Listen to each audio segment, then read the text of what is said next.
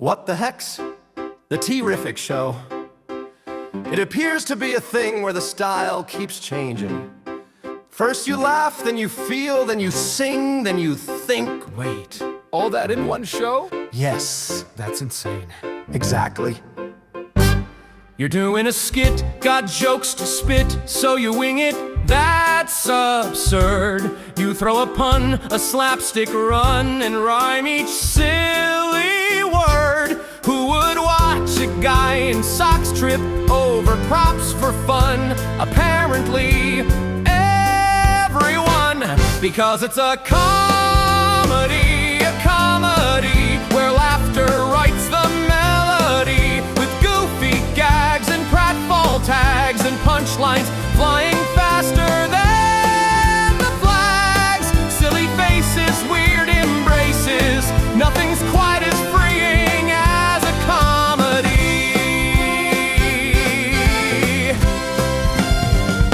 But what if the jokes get tired and the crowd's desire turns low?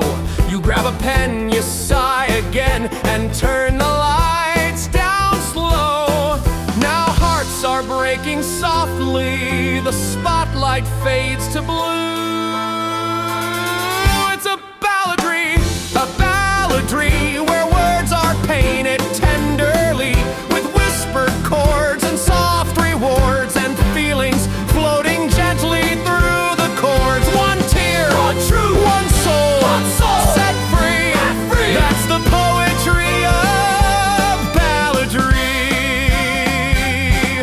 But wait, what's that sound? A beat, a groove, a key change born to move. We got rhythm in our veins, and the crowd begins to sway again. It's a musical, a jam so bright it's beautiful, with riffs that pop and hearts that bop, and everyone claps till the beat won't stop. Snap your fingers, feel that vibe. We're alive inside this musical. And when the music fades away and laughter's had its time, we settle down to stories told in meter, prose, or rhyme. For every giggle, every tear has led to something true.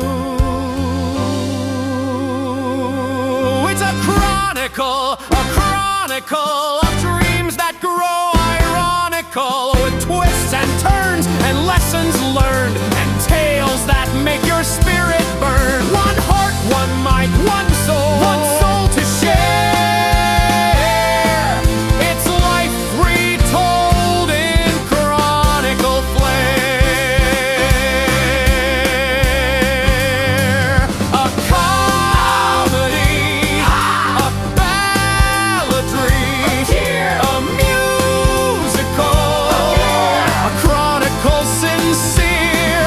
From laughs to feels, from beats to tales, the T-Riffic show prevails. Get a dazzling, heartfelt truth and giggle, show it all.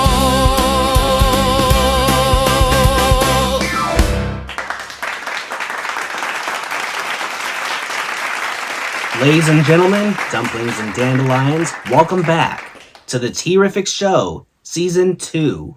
Tonight's theme, being yourself. Because love, life, laughter, they're all messy, and that's the fun part. Let's rehash something that was implied in Season 1. Mistakes are not accidents. They are the glue of the blooper reel. And no one proves that better than our first returning guest for Season 2. Please welcome, for our opening comedy act, the Queen of Cracked Plates, the Duchess of Dentures, the Empress of Oops herself. Yes, you guessed it. You know her, you love her. Please welcome, once more, Granny Fumblebuttons.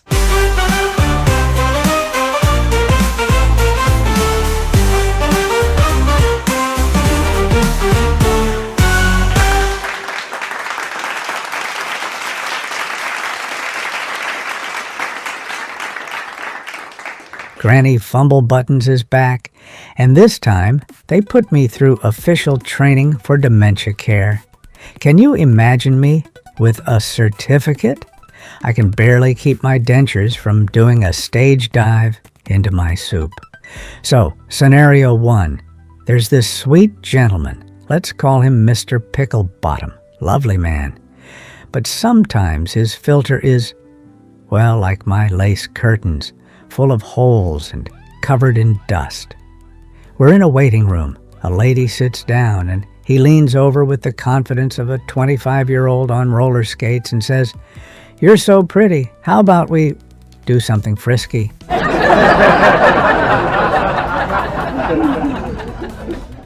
Now, the training says, redirect the conversation. Redirect, like he's traffic on the interstate. So I say, "Oh, look, Mr. Picklebottom, there's a fish tank." And without missing a beat, he goes, "Great, let's invite the trout. More the merrier."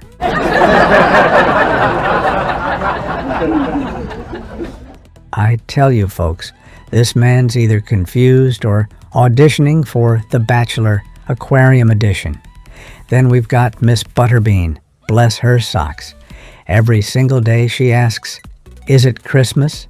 And the book says, "Be patient. Answer kindly," no matter how many times. So I say, "It's October 10th, Miss Butterbean. Christmas is in 2 months." 2 minutes later, "Is it Christmas?" Me, "Still October 10th, dear." 5 minutes later, "Is it Christmas?" By the end, I snapped and said, "Yes, it's Christmas. Rudolph's on strike, and Santa's Ubering here in a Toyota Corolla."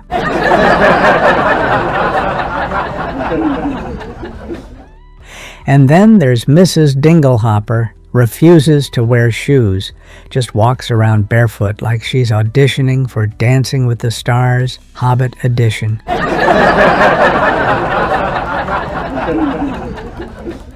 The training says, use gestures, so I mime putting on shoes.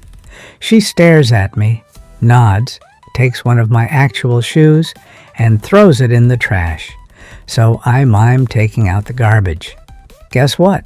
She applauded. I've basically become a one-woman mime troupe. I don't do Broadway. I do sidewalk. But here's the kicker. The instructors told us, stay calm, redirect, never argue. And I thought, well, that's my marriage in a nutshell. My husband, the late great Mr. Fumblebuttons, once asked me why I was planting tulips in his work boots. I said, because the carrots wouldn't fit, Harold. And instead of arguing, he just redirected me to the teapot. Smart man. That's how we stayed married 50 years. Redirection and cookies. So what have I learned? Caring for people with memory trouble is a lot like living in the kingdom of cracked plates. The soup's always in the teapot. The goats are always singing backup. And yes, sometimes it's Christmas in October and we just roll with it. Because whether it's Miss Butterbean asking the same question, Mr. Picklebottom proposing to the wallpaper, or Mrs. Dinglehopper launching my shoe into orbit. The truth is, oops really is the spice of life. And I should know. I've got it in my purse, right next to the cough drops, 3 knitting needles, and a carrot I was saving for later. Thank you, my little dumplings. You've been fabulous. Don't forget to redirect yourselves to the lobby for cookies on the way out.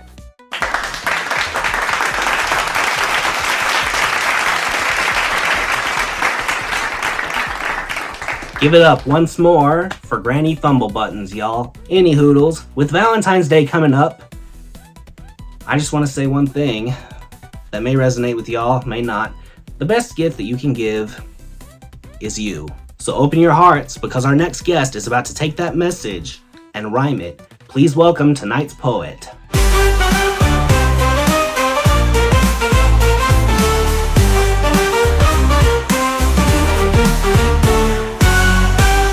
Roses are red, violets are blue.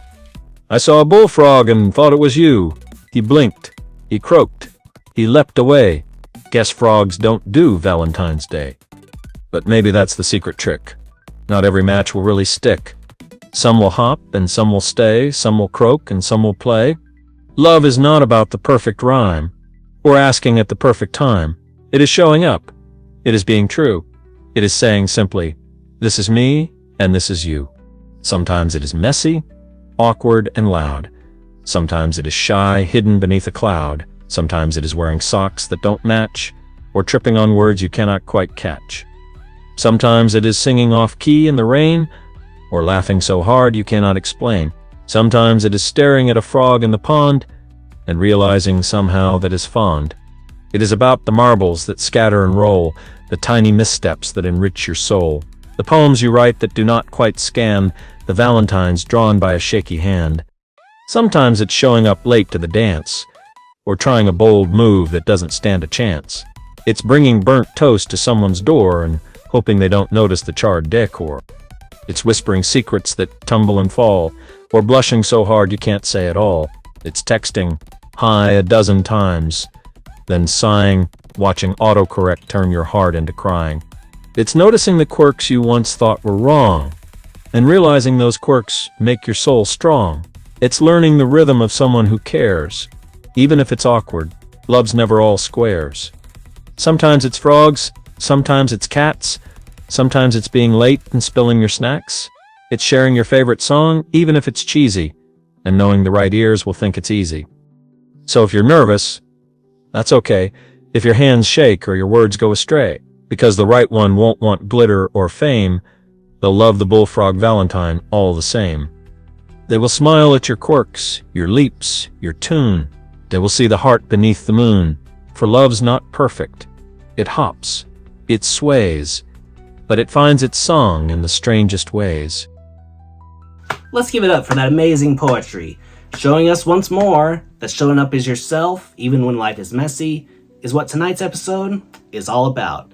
And speaking of real, remember in season 1 when we had Friend Like Me, Bing Bong version? That's right, the only guest star on the show not born out of my imagination, personally. That's right, I'm not the one who imagined him, but we all know and love the mind that did imagine him. And she is the one who will be singing us a song tonight.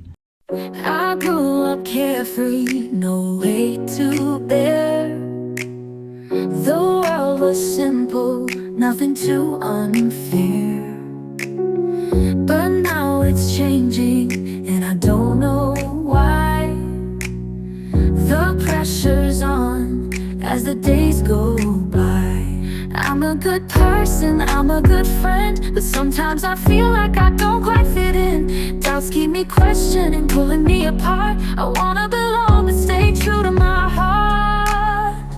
I just wanna be me in a world that has so much. I wanna shine bright, even when it's tough to trust. Through all the tears and all the things I can't quite see, I wanna fit in, but I want to be me. Anxiety whispers, what if they don't care? Envy reminds me you're not like them out there. Shame holds me back, it's hard to break free, but I'm still here, trying to just be me. I miss the past when things were clear. Nostalgia's warm, but it pulls me near. In this storm, I learn to rise, finding my voice, I won't compromise. I just wanna be me in a world that has so much. I wanna shine bright, even when it's tough to trust. Through all the tears and all the things I can't quite see, I wanna fit in, but I want to be me. I'm not perfect, I know it's true, but I'm learning to love the things I do. Every emotion, every form, they shape who I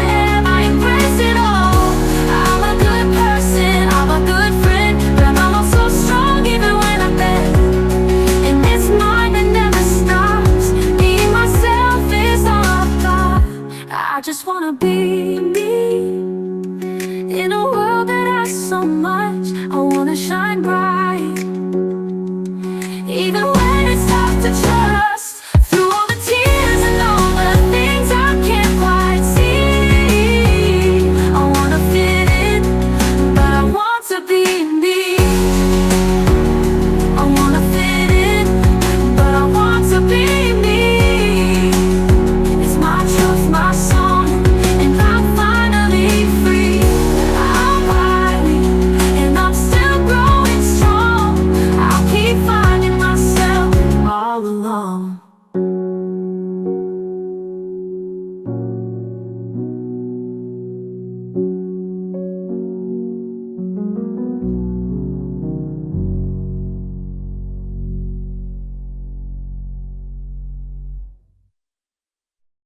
If that song teaches us anything, it's that being yourself isn't just brave, it's T-Riffic. And sometimes, even the smallest gestures take courage. This next segment we're about to hear is one of those moments. Here's the story of a Valentine that was almost left unwritten, and the heart that dared to show up anyway. There once was a student who had a quiet sort of heart. Not shy exactly, but tuned to the softer, slower rhythms of the world. While others shouted over the noise, carried glitter and chocolate like tiny flags of bravery, this student often felt like a background melody, pleasant, unnoticed, and a little out of key.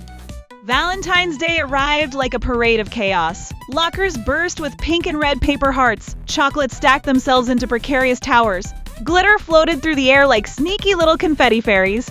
The student watched from the sidelines, pencil trembling in hand, notebook clutched like a shield. Maybe I shouldn't, they thought. Maybe it doesn't matter. Maybe it's too silly.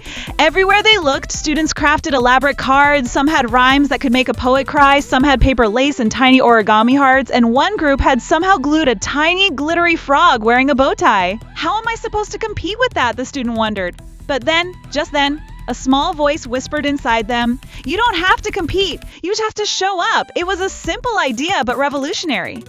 They picked up a blank card, stared at it for a moment, and wrote the first thing that came to mind. 3 words accompanied by a tiny, slightly lopsided smiley face. "Happy Valentine's Day! From me!" At first, they hesitated. It's too plain, too ordinary, too me. The card felt like it might vanish into a sea of glitter and grand gestures, unnoticed and forgotten.